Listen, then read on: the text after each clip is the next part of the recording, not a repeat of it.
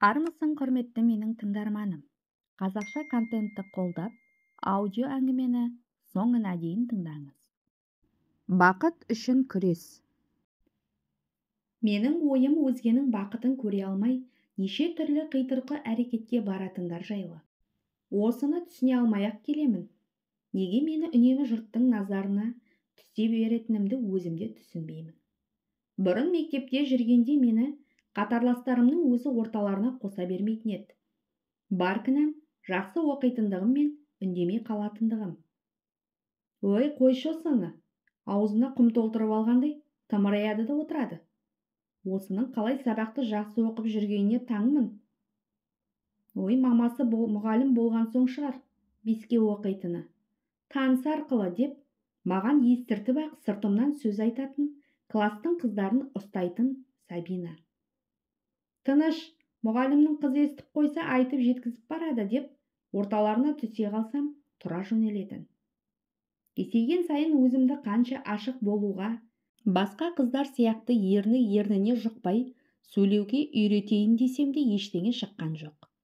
Барым сол екен, мен тек тыңдаушы ғана екенмін. Кім не айтса да ұйып тыңдап отыра беремін.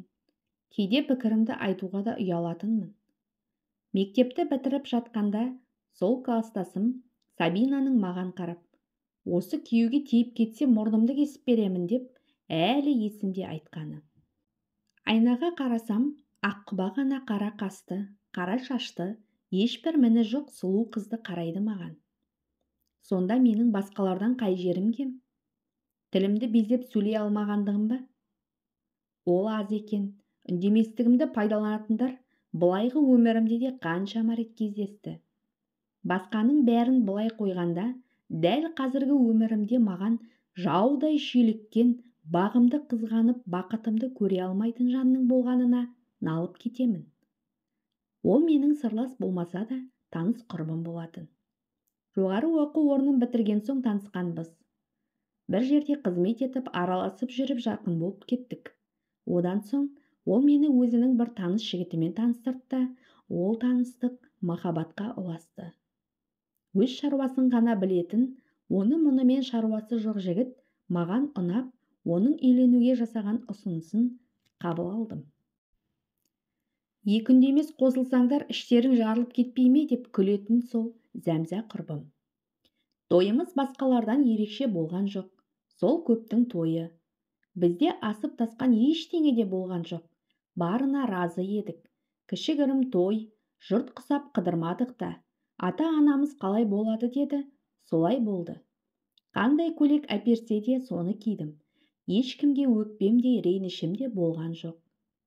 Маған анау ұнайды, мына көйлек киемін, пәлен жерде тұрамын демедім. Күйеуім қайда барамыз десе, мен сонда. Қайда тұрамыз десе, соған еріп жүре бердім. Бірақ менің осы ешкімге зияны жоқ тіршілігіме де келіп күйліккендер де болды. Жәбір көрсем де үндемеуші едім. Тіпті күйеуіме де шағынданбаған екенмін ау. Жылаймын, қоямын, әрі қарай тіршілігімді істеп жүре беремін. Бірақ болған соңғы оқиға менің жаныма қатты тиді.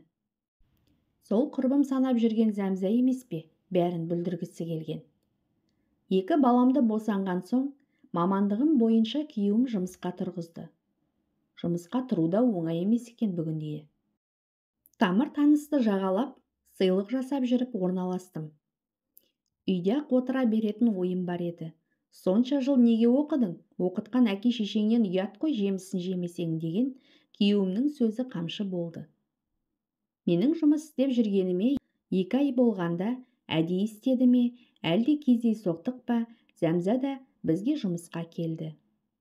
Жақсы таныстар болған соң, бірге ас ішіп, бірге жұмыс жасап дегендей, әйтеуір бұрынғыша сырымызды араласып кеттік. Ол әлі тұрмысқа шықпаған еді. Осылай жүре бересің бе? Саған жігіттер көп сөз салушы еді ғой, біреуін ұстамайсың ба деген жанашыр сұрағыма ол. Мен қалайтын жігіт әлі кездеспеді деп жауап беретін. Құрбылығымыз отбасымызбен араласуға ұласты. Яғни, Зәмзә біздің үйге жиі келетін. Кейде екеуміз жұмыстан кеш шықсақ, біздің үйге қона сал деп ертіп келетінмін. Бірде Зәмзә түнгі 12-лер шамасында үйге келді. Балалар ұйықтап, енді ғана өзіміз жастыққа да бас қойып жатыр едік. Түн ішіндегі есік қоңырауынан шошынып, күйеуім Сұлтан атып тұрды. Бұл уақытта үйге ешкім келмейтін. Мен де орамалымды жүре байлап, жатын бөлмеден соңынан шықтым. Келген Зәмзә екен. Қолында бір бөтелке сырасы бар. Аздап масаңдау. Сұлтан екеуі де бұрыннан таныс болған соң, ол ештеңе дей қойған жоқ. Кел, Зәмзә, түн ішінде қайдан жүрсің деп, оның пальтосын қолына алды. Менің іздейтін ең жақын достарым сендерсіңдер ғой, деген ол бірден ас үйге қарай өте берді де, балалар ұйықтаған беді, ұят болып жүрмесін деп сыбырлай сұрады. Шай қойып, дастархан жайдым. Сұлтан өздерің әңгімелесе беріңдер, маған жұмыс деп жатып қалды. Зәмзә шайдан да ауыз тимеді, сырасын ұрттап отырып әңгімеге бастық. Әдеттегідей ол сөйлеуші, мен тыңдаушымын. Міне, 30-ға да келдім. Не үй жоқ, не күйеу жоқ. Күйеу болмаған соң бала қайдан болсын? Осы саған қатты қызығамын. Үндемей жүріп бәлесің ғой өзіңде. Жақсы жігітке тұрмысқа шықтың. Баспанаң бар, балаларың жүгіріп жүр. Сонда бір көңілді болып бақытты екеніңді білдірмейді екенсің. Сендерге қарап қатты қызығамын мен. Ол сөйлеп отырып, сөмкесінен қаңылтыр ыдыстағы тағы бір сыраны шығарды. Оның бұлайша ішетін бұрын байқамаппын. Бір шама отырып қалсақ керек, бір кезде жатпайсыңдар ма деген, Сұлтан ас үйге келіп су ішіп кетті. Оның сыртынан көз алмай қарап қалған Зәмзәнің қылығы маған ерсі көрінді. Қанша ұмытайын десем де, мен сол көзқарасты біразға дейін есімнен шығара алмадым. Бір күні Сұлтан, маған күндіз Зәмзә қоңырау соғыпты, бір кісілермен отырып жауап бере алмадым. Кейін есімнен шығып кетіпті, жай ме екен деп сұрады. Мен иығымды қиқаң еткіздім. Зәмзә маған ол туралы ештеңе демеген болатын. 30-ға толған туған күніме әке-шешем, аға-әпкелерім келеміз деп хабар берді. Ол хабарды берген соң дайындала бастағанбыз. Тар үйде қалай отырамыз? Олардың дастарханын жасаймын деп тағы шаршайсың. Одан да кафеге өткізіп жақсылап тойлайық. Маған тұрмысқа шыққалы туған күніңді дұрыстап та атап өткізбеппіз деп, Сұлтан өзі тапсырыс беріп бір шама адамға дайындатып жатты. Тек әдемі киініп шықсаң болды, менің саған сыйлығым болсын деген оны бұрынғыдан да жақсы көріп кеттім. Ол не айтса сол болады біздің үйде. Енді әдемі көйлек іздейін.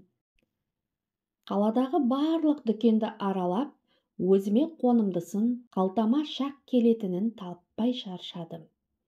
Ақыры таптым-ау бір көйлекті. Соны тапқаныма қуанып, үйге қайтып келе жатқанымда бір аялдамадан Зәмзә мінді. О, сәлем, қайдан келесің деп сауалдың астына алған оны шайға шақырдым. Екеуміз үйге келе сала, күрең шайға сүт қатып ішіп, әңгімелесе отырдық. Ол туған күнімнің болатынын білетін. Жұмыстағы 2-3 келіншекті де шақырғанмын. Айтпақшы, алтын сыйлық алуға дайындала бер. Жаңа Сұлтанды зерделік дүкенден көрдім, деп көзін қысты. Өтіп бара жатып бір кіріп шығайын деп едім. Сұлтан ақшасын төлеп бір кішкентай қалташаны алып жатыр екен. Мұндай хабар кімге ұнамасын? Жымың ете қалдым. Тосынсый жасамақшы екен ғой.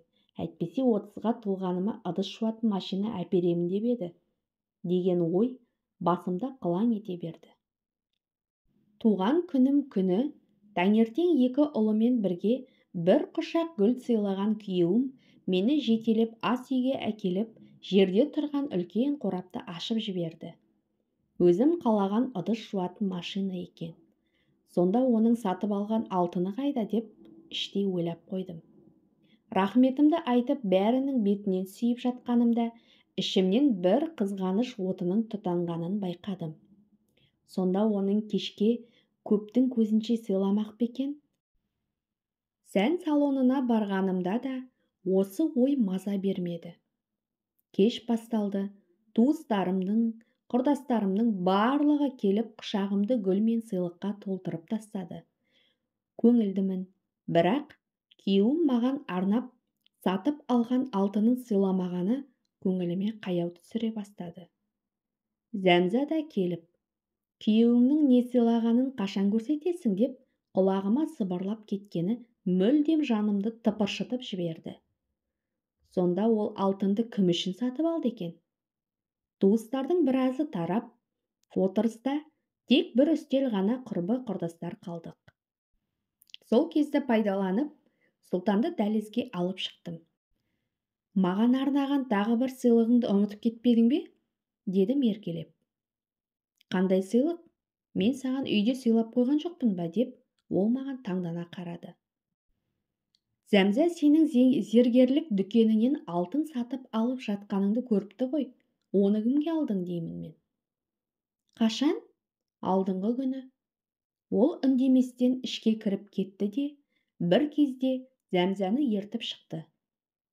Зәмза, айтшы, сен менің алтын сатып алып жатқанын қайдан көрдің? Деп сұрақты төтесінен қойды. Мен ыңғайсызданып қалдым. Зәмза да абыржып кетті. Мен сені сыртыңнан көрдім алдыңғы күні дүкенде. Мүмкін шатасқан шығармын. Сен де қызықсың, Айжан. Сұлтанға ұқсайтын адамды көрдім дедім ғой мен, деп ашуланып, ол да ішке кіріп кетті. Екі ортада мен ыңғайсыз жағдайға тап болдым. Көзім бақырайып тұрып қалғанымды сұлтан да түсінді ғой деймін, мені құшақтап. Аңқауым-ай, Зәмзаның ойын әлі түсінбедің бе? Оның екеумізді ұрыстырғысы келетінін, сенің бейбіт өміріңе қызығып көре алмай жүргенін ұқпадың ба? Маған қоңырау шалып жеке әңгіме бар еді дегенін айтпадым ғой, көңіл күйіңді бұзғым келмей. Ал сен оған тез еріп кетіпсің. Әйелде достық болмайды деген осы ғой, деп бетімнен сүйді. Ұялғаным сонша қызарып кетіппін. Ішке кірсем, Зәмза жиналып шығып кетіпті. Содан кейін ол маған жұмыста да қарсы кездесіп қалмауға тырысып, біраз жүрді де арыз жазып бірден кетіп қалды. Содан бері мен одан хабарсызбын. Мен оны бар шыныммен жақын қабылдап жүргенмін. Тіпті кейбір сырларыма дейін айтыппын. Бірақ осылайша отбасымды бұзғысы келетін ойын мүлде байқамаған екенмін. Менің бақытымды бұзғанша өз өмірін қалыптастыруға кіріссе, осы уақытқа дейін ол да бір шаңырақтың отанасы болып отырар ма еді. Зейін қойып тыңдағандарыңызға көптен көп рахмет. Құрметті менің оқырманым, осы әңгімем сіздерге ұнаса, лайк басып, комментарий қалдырып, каналыма тіркеліп кетуді ұмытпаңыздар. Алда түрлі бастан өткен оқиғаларды баяндайтын боламын.